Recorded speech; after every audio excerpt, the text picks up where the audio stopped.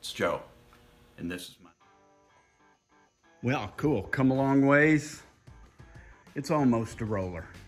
Not quite. The front suspension is really there, needs final weld. The whole car needs final weld.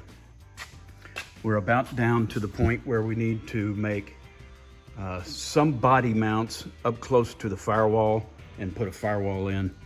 Got a transmission mount, third link. Got the frame kind of done. It also needs final welding. Windshield frame. Yeah, I like it.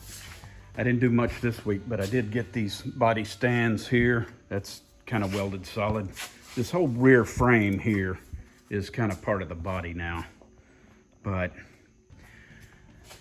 I have got so much stuff to do, including build a house. And so from here on out, or for a while anyway, we're gonna do a little car and a little house. The car, I just pedal along on it because it's just me.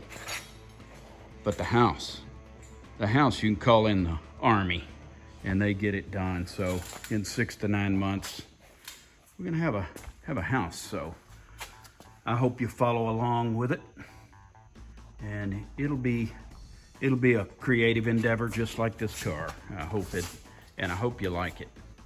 Hey, thanks for tuning in.